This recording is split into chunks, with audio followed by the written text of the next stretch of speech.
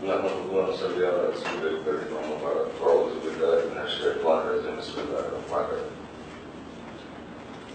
আমি আমার বক্তব্যের প্রথমে মাননীয় প্রধান নির্বাচন কমিশনার মহোদয় এবং ওনার সাথে নির্বাচন কমিশনার মহোদয়দেরকে এবং অন্যান্য সম্মানিত সচিব মহোদয় অন্যান্য ব্যক্তিবর্গ এখানে যারা আছেন সবাইকে আমি আমার অন্তরস্থ কৃতজ্ঞতা জানাচ্ছি এবং ধন্যবাদ জানাচ্ছি যে আপনারা এরকম একটি আলোচনা অনুষ্ঠানের ব্যবস্থা করেছেন যেখানে আমরা পারস্পরিক মত বিনিময়ের মধ্যে দিয়ে দেশের বৃহত্তর স্বার্থ সমুন্নত রাখতে পারি। আমি মূলত যে কথাগুলো আমার এই চিঠিতে বা প্রস্তাবনায় ইতিমধ্যে আপনাদের কাছে পৌঁছে দিয়েছি এবং যেটা প্রধান নির্বাচন কমিশনার মহোদয় এই মাত্র পাঠ করে শোনালেন মধ্যে কথা সেটাই। এছাড়া সার্বিক বিষয়গুলির ক্ষেত্রে কিছু কিছু কথা আমরা বলবো যে কথাগুলো নিয়ে আমরা পরবর্তীতে আরো আলোচনা করা যেতে পারে, পদক্ষেপ গ্রহণ করা যেতে পারে। সুদীর্ঘকালের যে অভিজ্ঞতা, ঋণাত্মক অভিজ্ঞতা, সে ঋণাত্মক অভিজ্ঞতা থেকে আমরা বুঝতে পারি যে রাজনৈতিক দলসমূহ তাদের মধ্যে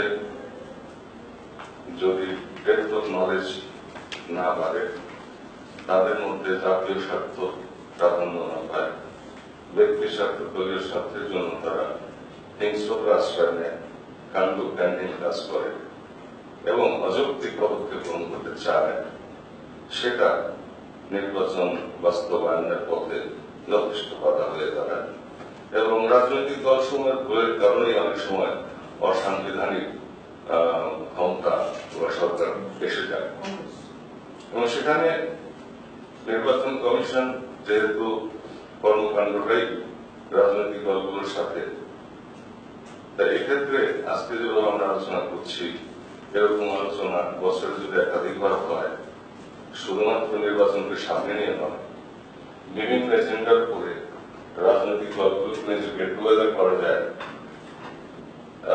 দল সমূহের সাথে আলাদা আলাদা ভাবে অথবা যৌথ ভাবে সবাইকে একটা কনফারেন্স যদি করা যায়, সেখানে যদি সবাইকে এন্টারটেইন করা যায়, একটা পরিবেশ তৈরি করা যায়, আস্তে আস্তে কাছাকাছি নিয়ে আসা যায়। প্রথমে হয়তো তাদের মধ্যে উষ্মা থাকবে, তাদের মধ্যে উত্তেজনা বিরাজ করবে, ধীরে ধীরে হয়তো আমরা সেটাকে কি বলে মেন্টাল সাইকোলজিক্যাল ট্রিটমেন্টের মাধ্যমে ধাপে ধাপে তাদেরকে যদি ক্লোজে নিয়ে আসতে পারি, তো একটা পলিটিক্যাল ফ্যামিলি হতে পারে বাংলাদেশে, যে পলিটিক্যাল ফ্যামিলি বা প্ল্যাটফর্মে আমরা সবাই শান্তিপূর্ণভাবে দেশের রাজনীতিতে অংশগ্রহণ করতে পারি, ইলেকট্রাল পলিটিক্স চলতে পারে এবং সেটা ইলেকশনটা একটা ঈদের মধ্যে একটা আনন্দের দিনের মতো হয়, যেখানে কোনো ভীতি না থাকে, মানুষ যেন হৃদয় উজাড় করে সেদিন আনন্দ করতে পারে। কোন মাসলম্যান বা ব্ল্যাক মানি অথবা অস্ত্রের ঝঞ্ঝনানি ইত্যাদি ইত্যাদি যেগুলো হচ্ছে এখন, যে অবক্ষয় বলবো আমরা, শিক্ষার অভাব, যোগ্যতার অভাব, মেধার অভাব, এগুলোকে পরিবর্তন করে আনতে গেলে প্রথমে মাথা ঠিক করতে হবে। আর মাথা হচ্ছে সব রাজনৈতিক দলগুলি।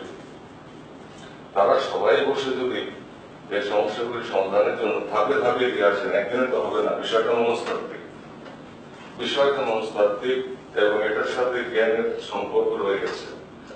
বাস্তবোচিত বিশ্বব্যাপী কিভাবে চলছে, আঞ্চলিক এলাকা, আমাদের আঞ্চলিক পরিস্থিতি কি, সেখানে কি চলছে, কিভাবে উন্নয়ন হচ্ছে, কি সমস্যা, কি ভালো কি মন্দ, এবং দেশের অভ্যন্তরে কি করা যেতে পারে, সামনে বাংলাদেশ উপরের দিকে নিয়ে গেলে কি কি করা উচিত, কোন কোন দিকে থাকা উচিত। আমার এই সবের ভিতরে যে পড়াশোনা দরকার বা যে অভিজ্ঞতা প্রয়োজন, সেটার বিপরীতে আমরা শুধু মঞ্চে বড় বড় বক্তৃতা করা এবং রাস্তায় মারামারি করা, হানাহানি করা, এগুলি শিক্ষা দেওয়া, এটা কিন্তু রাজনীতির জন্য শুভ লক্ষণ নয়। এটা এখন থেকেই লাগাম টেনে ধরতে হবে। আর লাগাম টেনে ধরতে গেলে রাজনৈতিক দলগুলোকে কাছাকাছি আনতে হবে, তাদেরকে সাইকোলজিক্যাল ট্রিটমেন্ট দিতে হবে, তাদেরকে সুশিক্ষিত করে তুলতে হবে, আধুনিক জগতের সাথে তাকে পরিচিত করতে হবে। অনেক রাজনৈতিক নিবন্ধিত দল রয়েছেন,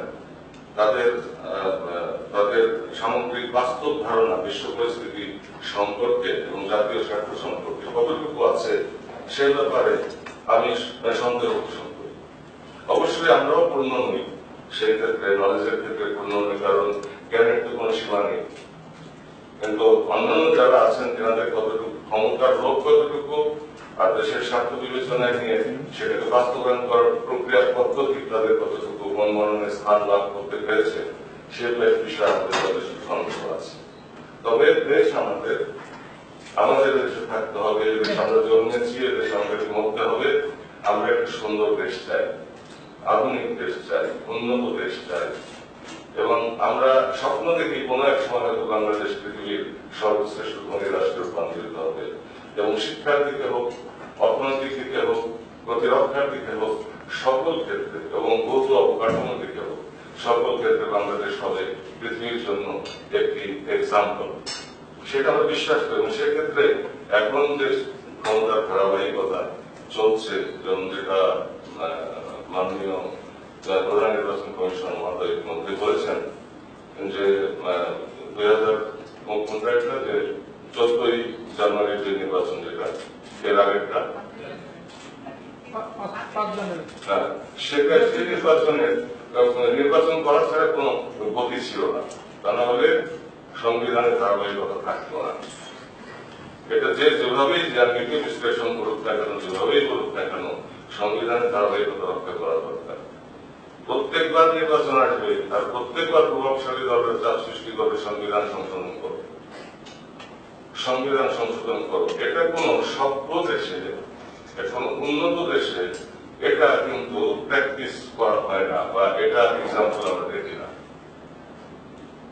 সরকার থাকবে, সংসদ থাকবে, জুডিশিয়ারি থাকবে, প্রেসিডেন্সি থাকবে, ইলেকশন কমিশন থাকবে, সবই থাকবে, নির্বাচন সুস্থ হবে, সবাই সেই নির্বাচনকে গ্রহণ করবে, এবং নির্বাচনটা একটা আনন্দময় উৎসবে রূপান্তরিত হবে সকলের কাছে। ক্ষমতা কেউ আসবে, কেউ বিরোধী দলে যাবে, অথবা সংসদের অন্যান্য ছোট ছোট গুচ্ছ দল হিসাবে তারা সেখানে দল বেঁধে, মানে এক আসন, 5 আসন, 10 আসন নিয়ে তারা বসবে। এই যে একটা প্রক্রিয়া, এটাকে গ্রহণ করার মনোবৃত্তি, মানসিকতা, সেই বিষয়টা তৈরি করার জন্য একত্রে কাজ করা দরকার। একই সঙ্গে রাজনৈতিক দলগুলির নেতৃবৃন্দদেরকে ওরিয়েন্টেড করা দরকার, ঠিক একই সাথে জনগণকেও কিন্তু মোটিভেট করা দরকার এক্ষেত্রে, এবং সেখানে আপনারা ব্যাপক প্রচার প্রচারণা দিকে যেতে পারেন। ব্যাপক প্রচারণা রেডিও টেলিভিশনের মাধ্যমে হোক, পেপারের মাধ্যমে হোক, অথবা আপনাদের ম্যান পাওয়ার ইউজ করে বিভিন্ন জায়গায় সেমিনার, সিম্পোজিয়াম করে, অথবা ছোট ছোট সভা করে জনগণের কাছে যদি আপনারা তুলে ধরতে পারেন, তাহলে জনগণ কিন্তু বিষয়টা সম্পর্কে সতর্ক হয়, যেটা আমরা আমাদের দল থেকে করে যাচ্ছি।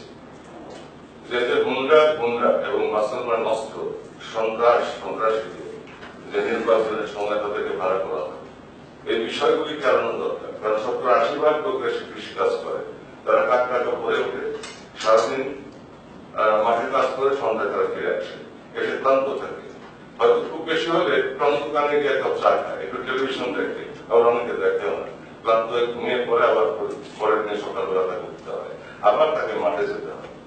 10 ভাগ শ্রমজীবী মানুষ, তাদেরও একই অবস্থা, একদম নিচের শ্রমজীবী যে রিক্সা চালায়, ভ্যান চালায়, অন্যান্য কাজ করে, সেখান থেকে বড় বড় কলকারখানা শ্রমিকরা যে যেখানে যে পেশায় নিয়োজিত আছে, তারা কিন্তু সারাদিন পরিশ্রান্ত থাকে, এবং রাতে তাদের বিশ্রাম নিতে হয়। এরপর ব্যবসায়ী সমাজ, প্রান্তিক ব্যবসায়ী যারা আছে নিচে, বাদাম বিক্রি করে, আইসক্রিম বিক্রি করে, হাওয়ার মিঠাই বিক্রি করে, চকলেট বিক্রি করে, অথবা শাকসবজি বিক্রি করে, ওটা বিক্রি করে তারপরে সে বাজার করে রান্না করে ফ্যামিলি নিয়ে খায়। সেটাও তো তার একটা ক্ষুদ্র একটি সংসারটা ক্ষুদ্র একটি রাষ্ট্র তার কাছে। সেখানে তার সব ধরনের অ্যারেঞ্জমেন্ট আছে, ফিনান্স আছে, ডিফেন্স আছে, তার স্বরাষ্ট্র মন্ত্রণালয় আছে, সেটা তার সব ধরনের ডিপার্টমেন্টে কিন্তু একটা ফ্যামিলিতে থাকে, একটা সংসার থাকে। তো সেটারই বৃহত্তর পরিসর হচ্ছে বাংলাদেশের প্রেক্ষাপটে যদি ধরি 16 কোটি বা 18 কোটি, এই মানুষের মধ্যে তাদের 7 থেকে 8 কোটি পরিবার, 8 কোটি পরিবার নিয়ে যে সংসারটা, সেটার লালন পালন, ভরণ পোষণ ইত্যাদি করতে যে অভিজ্ঞ অভিভাবক পরিষদ তৈরি করতে হয়, সেখানে অবশ্যই তাদের নির্বাচনে, নির্ধারণে এবং তাদেরকে মনোনয়ন অবশ্যই আমাদেরকে সতর্ক হতে হবে, জনগণকে সতর্ক হতে হবে, রাজনৈতিক দলগুলিকে সতর্ক হতে হবে, তা না হলে ভবিষ্যতে গণতন্ত্র মুখ থুবড়ে পড়বে এবং সেজন্য কিন্তু রাজনৈতিক দল এটাই থাকবে। এটি হচ্ছে শতভাগ সত্য কথা। ইভিএম সিস্টেম অবশ্যই চালু করা উচিত, তবে সেটা হ্যাকিং প্রোটেক্টেড হওয়া উচিত, 100% হ্যাকিং প্রোটেক্টেড। হ্যাকিং প্রোটেক্টেড আছে সারা পৃথিবীতে, স্টেট ব্যাংকগুলিতে হ্যাকিং প্রোটেক্টেড থাকে বিধায় সেখানে হ্যাকিং হয় না, টাকা চলে যায় না। বিভিন্ন ব্যাংকগুলিতে হ্যাকিং প্রুফটি থাকে অলমোস্ট, ছোট ছোট দু একটা ঘটনা ঘটে। আর দু এক জায়গায় যদি সেটা ঘটে থাকে পৃথিবীর, অবশ্যই সেখানে কোনো কনস্পিরেসি আছে, তাহলে এটা ঘটতে পারে না। তারা পৃথিবীর যত হ্যাকার পৃথিবীতে কাজ করে তারা কিন্তু সমস্ত বড় উন্নত বিশ্বের সব টাকা নিয়ে যেতে ততদিনে সেটা কিন্তু পারে না। তবে অবশ্যই সেখানে 1 to 10 ডোর পর্যন্ত ক্লোজ করা থাকে, যেটা ক্রস করে যাওয়া তাদের পক্ষে সম্ভব হয় না। সেটা hacking free, hacking protected EVM system যদি আপনারা ব্যাংকে চালু করেন, সেটাকে আমরা সম্পূর্ণ উপস্থাপন দিচ্ছি, সেটা করেন। কারণ ব্যালট বাক্স এটা ছাপানো, এটা নিয়ে যাওয়া, এটা দুরূহ কাজ, এটা সেকেলে একটি ব্যবস্থা। এখন পৃথিবীতে এটা উন্নত বিশ্বের আস্তে আস্তে চলিয়ে গিয়েছে, বলতে হবে এটা আমার মনে হয় প্রবর্তন করা উচিত। তারপর বলতে হয় যে আজকে এর আগে যে নির্বাচন কমিশন অফিসে আমি কনফারেন্স করছিলাম, তখনকার ইলেকশন কমিশনের সাথে, প্রধান নির্বাচন কমিশনার এবং নির্বাচন কমিশন মহোদয়দের সাথে যে বিল্ডিং বা যে অট্টালিকায় বসে করেছিলাম, আজকে যে ভবনে বসে করছি, এখানকার পরিবেশটাই আলাদা। মনটাই কেমন যেন উৎসব হয়ে ওঠে, আনন্দময় হয়ে ওঠে, ভালো লাগে। এবং ভালো পরিবেশও কিন্তু মানুষের দক্ষতা, মেধাকে আরো বেশি শানিত করে, আরো বেশি উন্নত করে। সেজন্য আজকে জনসরকারকে আমি ধন্যবাদ জানাবো যে এত সুন্দর একটা প্রাসাদ নির্বাচন কমিশনের জন্য করে দিয়েছেন, যেটা জনগণের প্রতি সম্মান প্রদর্শন করা হয়েছে, জনপ্রতিনিধিদের প্রতি সম্মান প্রদর্শন করা হয়েছে। আমি প্রস্তাব করব সরকারের কাছে আপনাদের মাধ্যমে নির্বাচন কমিশনের বাজেট ব্যাপকভাবে বৃদ্ধি করে দেওয়া হোক এবং এই ধরনের অফিস, উন্নত মানের অফিস, যেটা দর্শনীয় অফিস, যেখানে বিদেশিরা আসলেও প্রশংসা করবে এবং যেখানে আসলে মন ভালো হয়, পরিবেশ সুন্দর পাওয়া যায়, মানুষ আকর্ষিত হবে, সে ধরনের অফিস এবং এর সাথে সংশ্লিষ্ট কর্মকর্তা কর্মীবৃন্দ মহানগর বিভাগ পর্যায়ে, মহানগর পর্যায়ে, জেলা পর্যায়ে, উপজেলা, থানা, পৌরসভা পর্যায়ে যারা থাকবেন, তাদেরও দক্ষতা বৃদ্ধি পাবে, তাদের স্মার্টনেস বাড়বে। এর সাথে লোকবল বৃদ্ধি করা, ব্যাপকভাবে বৃদ্ধি করতে হবে। কারণ অদক্ষ মানুষদেরকে দিয়ে যেভাবে ইলেকশন হচ্ছে, প্রায় সারা বছর প্রিজাইডিং অফিসার বাইরে থেকে কল করে এনে তাদের অভিজ্ঞতা নেই, তাদেরকে বসিয়ে দেওয়া হচ্ছে এবং তাদের সাথে কানেকশন কি আছে, কার সাথে কোন কানেকশন নিয়ে আসে, সেটা ভেরিফাই করার সুযোগ নির্বাচন কমিশনের নাই। এটা বাস্তবচিত না, সম্ভব নয়। এটা জাস্ট কাজ উঠিয়ে নেওয়ার একটা প্রক্রিয়া, কিন্তু এটাকে যদি সম্পূর্ণরূপে ডিসিপ্লিনের মধ্যে আনতে হয় এবং দক্ষতার সাথে একটা নিরপেক্ষ নির্বাচন সুন্দর পরিবেশে অনুষ্ঠিত করে উপহার দিতে হয়, তাহলে অবশ্যই জনসংখ্যা সেইভাবেই বৃদ্ধি করতে হবে, তৃণমূল পর্যায়ে করতে হবে এবং এই ধরনের পরিবেশ তৈরি করতে হবে। অত্যাধুনিক সিস্টেম সেখানে চালু করতে হবে, প্রযুক্তির ব্যবহার সেখানে আনতে হবে। সেন্ট্রাল মনিটরিং সেল থেকে, এখান থেকে যে সেন্ট্রাল মনিটরিং রুমে সবকিছু ডাটা, সেখানে ডাটাবেস থাকবে, সেখান থেকে আসতে থাকবে যে উন্নত বিশ্ব হয়ে থাকে এবং এখান থেকে সবকিছুই বলা যাবে, এক চোখে এক নজরে বলা যাবে ঘটনা কোথায় কি ঘটছে। শুধু তাই নয়, সিসি ক্যামেরার অন্তর্ভুক্ত করা যেতে পারে সমস্ত ভোট কেন্দ্রগুলি। প্রধান নির্বাচন কেন্দ্রে, প্রধান নির্বাচন কমিশন অফিসের সাথে সিসি ক্যামেরার মাধ্যমে, ইন্টারনেটের মাধ্যমে সেটাকে কিন্তু আমরা মনিটরিং সেলের ভিতরে আমরা নিয়ে আসতে পারি, যাতে প্রধান নির্বাচন কমিশন মহোদয় এবং নির্বাচন কমিশনার মহোদয়গণ সেটা সার্বক্ষণিক ওনার সমস্ত জনবল নিয়ে, দক্ষ জনবল নিয়ে মনিটর করতে পারেন এবং সেটাকে উনি সেই সময় ব্যবস্থা নেওয়ার উনি সিদ্ধান্ত নিতে পারেন। কারোর টেলিফোনে নয়, কারোর কথা নয়, সরাসরি দেখতে পারেন, উনি জুম করে দেখতে পারেন, উনি ক্লোজ করে দেখতে পারেন, উনি ছোট করে দেখতে পারেন। যেহেতু প্রযুক্তি আমাদেরকে অনেক সুযোগ এবং দুয়ার খুলে দিয়েছে এবং বর্তমান সরকার এটা ইন্ট্রোডিউস করেছে দেশে এবং সাকসেসফুলি অনেকখানি আমরা এগিয়ে গিয়েছি, আমি সেটা সাধুবাদ জানাবো। আমাদেরকে আরো সামনে নিতে হবে, আমি আপনার মাধ্যমে আপনাদের মাধ্যমে সদস্য সরকারের নিকট আবেদন জানাবো ইলেকশন কমিশন এবং এর কার্যকরণ এর সাথে তার জাতির স্বার্থ এবং ভবিষ্যৎ সুবিধায় এটাকে সর্বাধিক গুরুত্ব দেওয়া হোক এবং এখানে বাজেট ব্যাপকভাবে বৃদ্ধি করা হোক এবং তৃণমূল পর্যায় পর্যন্ত অবকাঠামো উন্নয়ন করা হোক, সামঞ্জস্যপূর্ণ অত্যাধুনিকভাবে এবং প্রযুক্তির সর্বোত্তম ব্যবহার করা হোক, EVM hacking protected EVM system চালু করা হোক, আর নিরাপত্তার ব্যাপার যেটা কি বলে যে আপনার মার্সেন্যারশিপ অ্যান্ড ব্ল্যাক মানি এই ব্যাপারে যেটা হয়ে থাকে যে আমরা দেখছি, এছাড়াও খরচের যে সীমা থাকে এক্সপেন্ডিচার লিমিট এখানে আপনারা নির্ধারণ করে দেন, কিন্তু প্রকৃত অর্থে কিন্তু সেটা বাস্তবায়ন হয় না। এটা একটা আনুষ্ঠানিকতাই হয়, কারণ যে লেখা থাকে এখানে কিন্তু অনেক বোঝামিল হয়ে থাকে এবং সেটা ছোট 19-20 বোঝামিল নয়, সে 1 থেকে 100 পর্যন্ত বোঝামিল, এত মানে ডিফারেন্স থাকে সেখানে শত শত কোটি টাকা ব্যয় করে, যার জন্য এরা ওই শ্রেণীর লোকরাই নির্বাচনে আসে, জ্ঞানী গুণী সুদীজন বিজ্ঞজন ন্যায়পরায়ণ মানুষজন, ভদ্র মানুষ, সম্মান বোধে আঘাত লাগবে যারা দূরে থাকতে চায় সেই ধরনের জ্ঞানীগুলো আসতে চায় না, এখন ভয় পায় তারা, তাদের পথ সুগম করে দেওয়া দরকার। সেই ক্ষেত্রে সমস্ত রাজনৈতিক দলের ঐক্যমতে বোঝা প্রয়োজন। রাজনৈতিক দলগুলিকে ঠিক হয়ে দেওয়া যায়, রাজনৈতিক দলগুলি যদি ঠিক না হয় শুধু বিরোধিতাই করতে হবে, ভালোকে ভালো বলবো না আর খারাপকে খারাপ বলবো না, শুধু খারাপই বলে যাবো বা শুধু ভালোই বলে যাবো, এই যে বিষয়টা এবং ভালো খারাপের যে সমালোচনার যে ভাষা বা বডি ল্যাঙ্গুয়েজ বলেন বা শব্দ চয়ন বলেন, সেটা জবান আল্লাহ তাআলা আমাদেরকে এমন একটা জবান এমন একটি জিনিস দিয়েছেন, এই জবানে পৃথিবীর মানুষকে মুগ্ধ করা যায়, কাঁদানো যায়, পাগল করা যায়, তাদেরকে বুকে টেনে নেওয়া যায়, একসাথে বাঁধা যায়। এই জবান দিয়ে কিন্তু আগুন লাগানো যায়, গন্ডগোল লাগানো যায়।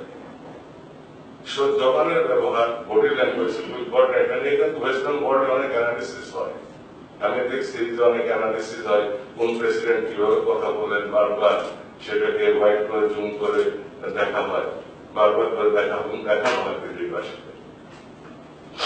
সেটা এখন এই যে আমাদের যেসব ভাষা রাজনৈতিক দলের নেতৃবৃন্দদের সমালোচনা করতে গিয়ে তারা যে আচরণ করেন সেটা কিন্তু ক্রোধ তৈরি করছে, কারণ ক্রোধের বিপরীতে ক্রোধ আসে, খারাপ ভাষার বিপরীতে খারাপ ভাষা আসে। এটা কিন্তু পরিবর্তন হওয়া দরকার, কারণ তেনারা জানেন না যে যেসব স্পেসিফিক বিষয়ের উপরে পর্যালোচনা করে সমালোচনা করতে হবে, যে নলেজ লাগবে, যে রেফারেন্স লাগবে, সেগুলো ওনারা জানেন না, বিধায় ওনারা উত্তেজিত হন। যারা প্রশ্নের উত্তর দিতে পারে না তারাই কিন্তু উত্তেজিত হয়, উত্তেজিত হয়ে তারা সেটাকে এড়াতে চায়। এই বিষয়গুলি আমাদের কিন্তু মনে আনা প্রয়োজন। তো সেখানে রাজনৈতিক দলগুলিকে নিয়ে আমি বলবো আলাদা আলাদা ভাবে একাধিক বৈঠক করা হোক এবং যৌথভাবে বৈঠক করা হোক, একটা ফ্যামিলির মতো করার জন্য আমি মাননীয় প্রধান নির্বাচন কমিশন মহোদয় এবং নির্বাচন কমিশন মহোদয়দেরকে অন্যান্য সবাইকে এখানে আপনার মাধ্যমে আমি অনুরোধ জানাবো যে এমন কোন পদক্ষেপ গ্রহণ করুন যার দ্বারা আমরা একটি সুন্দর দেশ পাই, সুন্দর রাষ্ট্র কাঠামো পাই, সুন্দর আইন কি বলে সংসদ পাই, এক সুন্দর পার্লামেন্ট পাই, দক্ষ অভিজ্ঞ এবং আনন্দমুখর পরিবেশে উন্নত চিন্তা চেতনার একটি পার্লামেন্ট পাই এবং সেখানে আলোচনা সেরকম মধুময় হবে, সমালোচনা হবে আনন্দদায়ক, প্রশংসা হবে আনন্দদায়ক, সবকিছুর মধ্যেই সবাই একটা ফ্লেভার হবে এবং একটা আনন্দিত থাকবে, সেরকম একটা পরিবেশ প্রয়োজন। সব তো মানুষ কেন্দ্রিক, আমরা যা কিছুই করছি মানুষ কেন্দ্রিক। আমরা যদি পরিবর্তন হয়ে যায় সব পরিবর্তন হবে, আর আমরা পরিবর্তন না হয় কিছুই হবে না, কারণ বিভিন্ন রকম পথ বুঝবে। যেটা বলছিলাম যে 70-80% কৃষক, 70-90% শ্রমজীবী মানুষ, 70-5% ব্যবসায়ী, প্রান্তিক ব্যবসায়ী, তারা তো সারাদিন এই কাজের মধ্যেই থাকে এবং বাড়ির যারা মহিলা মহল তারাও কিন্তু এগুলোর সাথে সম্পৃক্ত থাকে। ছেলেদের বাইরে কাজ করে, অনেক সময় মেয়েরাও কাজ করে নেয়। যে সামগ্রিক ভাবে তারা কিন্তু কাজের মধ্যে আরো বেশি ব্যস্ত হয়ে যাচ্ছে। সার্বক্ষণিক আমরা গ্রামে যেটা দেখি, উপজেলা পর্যায় থেকে এখন গ্রাম পর্যায় পর্যন্ত পাকা রাস্তাগুলোর উপরে কম দোকানগুলি থাকে, চায়ের দোকান থাকে, এখানে কিছু শৃঙ্খল ছেলেগুলো বসে থাকে এবং এরাই কিন্তু মোটরসাইকেল সাপ্লাই হয়, নার্কোটিক্স থেকে শুরু করে সব ধরনের অনৈতিক কাজকর্মের সাথে তারা জড়িত। তাদেরকে অস্ত্র সরবরাহ করা হয়, তাদেরকে ভাড়া করা হয় এই সমস্ত অপকর্মের জন্য। তারা ভাড়া করে, যারা এদের প্রয়োজন মনে করে তারা ভাড়া করে, এবং এদের উপরে ভর দিয়ে যারা আসে তাদের সাথে আমার ক্ষমতার সাথে কম্প্রোমাইজ করতে হবে, কম্প্রোমাইজ করতে হবে। তাহলে দেখা গেল যে 95% সাধারণ মানুষ যারা ওই একটি নির্বাচনের সময় তারা ভোট দেওয়ার চিন্তা ভাবনা করে বা তার 15 দিন আগ থেকে ভোট দেওয়ার চূড়ান্ত সিদ্ধান্ত গ্রহণ করে, তাদের কিন্তু এখানে মানে পার্টিসিপেশনটা খুব কম থাকে। অনেক সময় তারা ভোট দিতেও পারে না, তাদেরকে ভয় দেখানো হয়, তাদেরকে বন্দুক দেখানো হয়, তাদেরকে টাকা ছাড়া হয় রাত্রিবেলায়। আবার গ্রাম পাহারা দেয়, এক এক দল এক এক এলাকা পাহারা দেয়, অন্য দলের লোকজন এখানে ঢুকতে না পারে। এই ধরনের অনেক ম্যাল প্র্যাকটিসেস আমাদের সমাজে চলছে বহুদিন যাবৎ। এখন একটা লাগাম কেটে ধরতে হবে যে কোনো ভাবেই হোক। এই জন্য জনসচেতনতা, এই যে 95% পিপুলকে ব্যাপকভাবে এটার সাথে অভিজ্ঞ করে তোলা এবং রাজনৈতিক দলগুলোকে এক জায়গায় এনে আপনি দয়া করে আপনার কমিশনের মাধ্যমে তাদেরকে এক জায়গায় আনেন এবং আপনি যদি দয়া করে করেন তাহলে জাতি আপনাকে জাতি মানে কি বলে ইতিহাসে আপনার নাম এবং আপনার এই দর্শকদের নাম স্মরণ করে দিতে পারবে। আমি আপনার এই কথাটাই বলবো। আর সীমানা নির্ধারণের যে ব্যাপারটা, এটা আমার মনে হয় জনসংখ্যা ভিত্তিক করলে ভালো হয়। ভবিষ্যতে এই বছর তো সম্ভব নয়, পরবর্তীতে জনসংখ্যা ভিত্তিক যদি আপনারা করেন সেটা আমার মনে হয় বেশি বাস্তব ছিল। এক জায়গায় 5 লক্ষ ভোটার, এক জায়গায় 1,000 লক্ষ ভোটার, এটা আপনারা দেখবেন শহরে তাহলে বড় বড় শহরে সব চলে যাবে, জনসংখ্যা বৃদ্ধি করবে। এই দিকটা দেখতে সিট কি বৃদ্ধি করা যায় না, সিট বাড়ানো যায় না, সরকারের ব্যাপার। এখন যে আপনি 300 সিট যদি করেন আপনাদের সিদ্ধান্ত, তো ওটা প্রবলেম আছে শহরে। তাহলে মনে করেন যে ঢাকা শহরে 30টা 40টা সিট চলে যাবে, এটা সমস্যা আছে। আরেকটা বিষয় অতিরিক্ত যেটা আজকে এজেন্ডাভুক্ত নয়, বাট আমরা এটা ভাবি, সেটা হচ্ছে যে দেশের যে কাস্টের ভোট, তার 35-40% যারা পায় তারা সরকার গঠন করে, আর বাকি যে 60% ভোট সে বিভিন্ন ধরনের বা বিভিন্ন পরিমাণে বিভিন্ন দলের পকেটে জমা হয়। এই লোকগুলি পার্লামেন্টে পার্টিসিপেট করতে পারে না। পরে এরা সুযোগ খুঁজে কিভাবে তার মূল্যায়ন হবে এবং কিভাবে সে কথা বলতে পারবে। পরবর্তীতে দেখা যায় যে তারা বড় বড় দলগুলির সাথে জোটবদ্ধ হয়, বিশেষ করে বিরোধী দলগুলির সাথে তারা জোটবদ্ধ হয়ে তাদের সেই সংগ্রামী চেতনা রাজপথে টানতে চায় এবং রাজপথ উত্তপ্ত করতে চায়, যেখানে সরকারকে একটা সুন্দর পরিবেশে দেশকে এগিয়ে যাওয়ার প্রধান করার সৃষ্টি করে। সেটার ক্ষেত্রে এটা করা যায় কিনা এটা আপনারা ভালো বুঝবেন যে রাজনৈতিক দলগুলোকে, বিশেষ করে যে নিবন্ধিত রাজনৈতিক দল যারা আছে তাদেরকে মহিলা আসনের মতো আসন দিয়ে দেওয়া যায় কিনা সংসদে, সেই ব্যাপারটা আপনারা চিন্তায় রাখবেন এবং সরকারকে অবহিত করবেন। করবে তো সরকার, এটা আপনারা করবেন না। এটা করা যায় কিনা, তাহলে হবে কি, তারা কিন্তু 1% ভোট 0.2% ভোটও যে পাইছে সেও কিন্তু এসে পার্লামেন্টের আসন পেলে সে কিন্তু রাস্তায় গিয়ে অনুরোধ করবে না, ওখানে তার কথাবার্তা উষ্মা আনন্দ সব সেখানে প্রকাশ করবে। এবং এই যে বিরোধী দল একটা দল যারা হয় তারাও কিন্তু 25-30% ভোটের বিরুদ্ধে বিরোধী দল হয়ে যায়, তারাও কিন্তু তখন আরো বেশি লোক খুঁজে তাদের সাথে, যাতে ওদের 40% ক্রস করে 50-60 পর্যন্ত নিয়ে যাওয়া যায়, ভারী করতে চায়। সেটা যদি থামাতে হয় তাহলে আমার মনে হয় নিবন্ধিত রাজনৈতিক দলগুলির জন্য আপনারা যদি সংসদে আসনের ব্যবস্থা করেন, একটা করেই করেন, মিনিমাম একটা করে করেন, আমার মনে হয় সেটা ভবিষ্যতের জন্য ভালো হবে। এটা আপনার মাধ্যমে সরকারকে বললাম, এই বিষয়টা সরকার করবেন। তারপর আপনার মাধ্যমে আমি আজকে এই বলতে হবে এটা রাষ্ট্রীয় আলোচনা, এই রাষ্ট্রীয় সাংবিধানিক এই পদে বসে আপনার সাথে আপনি আমার সাথে আলাপ করছেন, আমি একটি নিবন্ধিত রাজনৈতিক দলের প্রতিনিধিত্ব করছি, সেই ক্ষেত্রে আমার মনে হয় এটা খুব ভালো হয়। এবং সেটা ওই বিতর্ক মুষ্মা বা আনন্দ সবকিছু ইন হাউস হয়ে যায়, আউটার টু পেরিফেরি হয় না, রাজপথে গন্ডগোল কমে আসবে। এবং বিরোধী দল সাধারণত যেভাবে জোট পাকায় সেখানে জোট পাকানোর সুযোগ কম থাকে, এই একটা বিষয়। আর আমি পরবর্তীতে এগুলো সব নোট ডাউন করে একটা রাইটার তৈরি করে আপনার বলা করে পাঠিয়ে দেব। আর আইনি কাঠামো পরিচালনার সংস্কার, এটা তো বিস্তারিত ব্যাপার, এটা তো অনেক বড় ব্যাপার। বাস্তবোচিত পরিস্থিতি সবসময় দুর্গত পরিস্থিতি একটা বিরাজ করবে, তার সাথে সামঞ্জস্যপূর্ণরূপে আপনাদেরকে চলতে হবে, গাড়ি ড্রাইভ করতে হবে, তখন আপনারা সেভাবে সংস্কার করে নেবেন। তো বাস্তবোচিত সংস্কার অবশ্যই আমি স্বাগত জানাই, অবশ্যই স্বাগত জানাই। কিন্তু মাসুলম্যানশিপ অ্যান্ড ব্ল্যাক মানি কিভাবে ট্যাকেল করবেন, সেটাই হচ্ছে সবচেয়ে বড় চিন্তার বিষয়। আর রাজনৈতিক দলগুলিকে এই যে ঋণাত্মক মানে অ্যাটিচিউড, নেগেটিভ অ্যাটিচিউড থেকে ধনাত্মক অ্যাটিচিউডে কিভাবে আনবেন, সেটাই হচ্ছে বড় বড় বিপদ। এখানে আমার মনে হয় ওনাদেরকে মোটিভেট করার জন্য বিভিন্ন কুশলী উদ্যোগ করা যেতে পারে। সেটা লাঞ্চ, সে ডিনার পার্টি, লাঞ্চ পার্টি, অথবা মানে মিটিং ফলোড বাই লাঞ্চ ও ফলোড বাই ডিনার, এগুলো হতে পারে, ব্রেকফাস্ট পার্টি হতে পারে, যে কোনো কিছুই হতে পারে। তাদেরকে এক জায়গায় জানা হয়, প্রথম প্রথম দেখবেন ভাব একরকম, তারপর আস্তে আস্তে দেখবে একটু হাসি, তারপরে দেখবে পরস্পরের গোলাগুলি, সেটা একটু উৎসবমুখর পরিবেশ। এখান থেকে যদি ঠিক হয়ে যায়, আর সাইমালটেনিয়াসলি যদি গ্রাউন্ডে 97% পিপল যারা কাজের সাথে জড়িত দিবানিশি কাজ করে, যাদের খাটুনির ভিত্তিতে দেশ উপরের দিকে উঠছে, সেই জনগোষ্ঠীকে যদি সচেতন করে দেওয়া যায়, তাহলে আমার মনে হয় যে কাজটা আরো বেশি সুন্দর হবে এবং সফল হবে। একই সঙ্গে জনবল বৃদ্ধি করা দরকার।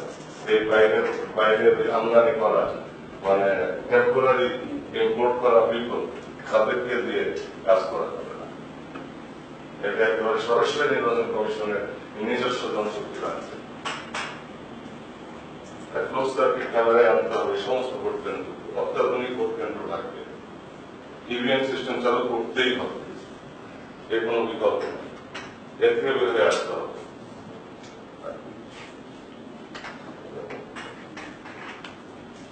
এটাই আমার মানে মোটামুটি ভাবে মাননীয় প্রধান নির্বাচন কমিশন মহোদয় আপনার মাধ্যমে নির্বাচন কমিশন মহোদয়ের মাধ্যমে রাষ্ট্রের কাছে বা সরকারের কাছে, ইলেকশন কমিশনের কাছে অনুরোধ, দেশকে বাঁচাতে হবে। কারণ চারদিকে দুর্যোগের কোনো ঘটনা, বাংলার মানুষ এখনো টিকে আছে আশেপাশের দেশে যে ঘটনা প্রবাহ চলছে, আমাদের সতর্ক হওয়া উচিত। কাণ্ড ক্যান্ডিং হওয়া চলবে না। দেশের পূর্ব দিকে ঘনমেঘ, দেশের পশ্চিম উত্তরে আমরা দেখতেছি যে ঘনমেঘের কালো মেঘের কোনো ঘটনা দেখা যায়। সেখানে বাংলাদেশে আমরা যদি স্থিতিশীল না থাকি, আমরা যদি ম্যাকেট না থাকি, তাহলে মসজিদ থাকলে নামাজ পড়া যাবে, মন্দির থাকলে পূজা করা যাবে, তাই না? গির্জা থাকলে প্রার্থনা করা যাবে। এই স্বাধীন দেশে বসবাস করলে আমরা সবকিছু করতে পারবো। এই স্বাধীনতা আমাদেরকে রক্ষা করতে হবে, স্বাধীনতা সমুন্নত করতে হবে, ভিত্তির উপর প্রতিস্থাপিত করতে হবে, অর্থনৈতিক সমৃদ্ধির যে প্রতিধারা তাকে ধরে রাখতে হবে, আমরা বেগবান করতে হবে। ক্ষমতা মূল কথা নয়, ক্ষমতার চাইতে দেশ পথ। হ্যাঁ, ক্ষমতায় সবাই যেতে চায়, দেশের জন্য সেবা করতে চায়, কিন্তু অবশ্যই পজিটিভ অ্যাটিটিউডে যেতে হবে, পজিটিভ ট্র্যাকে যেতে হবে, নেগেটিভ ট্র্যাক দিয়ে নয়। এটাই হচ্ছে আমার বক্তব্য। আপনি অনুভব করে এই বিষয়গুলো আপনি নোট ডাউন করে রাখবেন, আমিও একটা আপনার কাছে পাঠিয়ে দেব। আপনাদের মাধ্যমে এটা বাস্তবায়িত হোক এবং এই ধরনের আমাদের আলোচনা, প্রাণবন্ত আলোচনা বারবার অনুষ্ঠিত হোক, শুধু আমাদের সাথে নয়, অন্যান্য রাজনৈতিক দলগুলোর সাথে, কালেক্টিভলি সবার সাথে। এবং সেটা আমি আপনাদের কাছে অনুরোধ জানাচ্ছি। একটা পলিটিক্যাল ফ্যামিলি বানান, ওনাদেরকে মোটিভেট করেন, ওনাদেরকে সাইকোলজিক্যাল ট্রিটমেন্ট দেন, ওরিয়েন্টেশন দেন, আস্তে আস্তে আস্তে আস্তে দেখবেন কিতাব ও হিকমা বলছে, হিকমতের মাধ্যমে ক্রিয়েটিভিটি হয়ে যাবে, তখন তারা বুঝতে পারবে। আরেকটা বিষয় হচ্ছে নিবন্ধনের ক্ষেত্রে। নিবন্ধনের ক্ষেত্রে রাজনৈতিক দলগুলোর দক্ষতা, তাদের যে নেতৃত্বের দক্ষতা এবং তাদের আদর্শ, এই বিষয়গুলো নজর দেওয়া দরকার। যে ধর্মের নামে অধর্ম প্র্যাকটিস যেন না হয়, ধর্মের নামে অধর্মের প্র্যাকটিস এবং ধর্মের অপব্যাখ্যা করে পিছনে নিয়ে যাওয়া ব্যাকডেটেড চিন্তা ভাবনা করা। কারণ কলেমা, রোজা, নামাজ, হজ, যাকাত বেসিক পাঁচটা ক্যানেটসদের বাইরে সবকিছু পরিবর্তন করা যাবে ইজমা এবং কিয়াসের মাধ্যমে। দিস ইজ শরিয়া। যুগোপযোগী করা এবং জবরদস্তি করো না। প্রফেটের শেষ ভাষণ যেটা, ধর্ম নিয়ে জবরদস্তি করো না। ধর্ম নিয়ে জবরদস্তি করতে গিয়ে বহু জাতি আল্লাহর কোরআনে ধ্বংস হয়েছে, বিদায় হয়েছে। সেই কথাগুলো কিন্তু আমাদের স্মরণ থেকে চলে যায়, কারণ আমাদের নিজস্ব স্বার্থ ধর্মের চাইতে করে যায়। ধর্মের পোশাক আমরা পরি বটে, কিন্তু ধর্মের পুরুষে যায়। আবার আরেক শ্রেণী আছে নাস্তিকবাদে বিশ্বাস করে, তেনারা খামাখাই উত্তেজনা সৃষ্টির জন্য ধর্মকে ধাক্কা দিতে থাকে। এই দুই দিক থেকে আমাদের পরিবর্তন করে এনে আমাদের দেশকে বাঁচাতে হবে, ইউনাইটেড রাখতে হবে, যে কোনো মূল্যে জনগণকে এবং নেতৃবৃন্দদেরকে, দেশের সমস্ত রাষ্ট্রীয় অবকাঠামোগুলিকে এবং রাজনৈতিক দলসমূহের মাধ্যমে দেশবাসীকে একতাবদ্ধ রাখতেই হবে। তা নাহলে ভবিষ্যতে এর জন্য আমাদেরকে সাফার করতে হবে, বাইরের কেউ এসে সাফার করে যাবে না। এই বলে আপনাকে অনেক অনেক ধন্যবাদ জানাচ্ছি। জানিয়ে আবার পুনরায় কৃতজ্ঞতা জানিয়ে আমাদেরকে আমন্ত্রণ জানানোর জন্য আমি আমার বক্তব্য শেষ করব। অনেক অনেক ধন্যবাদ সম্মানিত চেয়ারম্যান মহোদয়, মহোদয়কে। তো আপনার জ্ঞান বক্তব্য দেশকে বাঁচাতে হবে, সব দিকে নিয়ে যেতে হবে, স্বাধীনতার মূল্যবোধ চেতনাকে সমুন্নত রাখতে হবে। অত্যন্ত প্রাণবন্ত বক্তব্য আপনার শুনেছি, জ্ঞানগর্ভ বক্তব্য আমরা শুনে হয়েছে।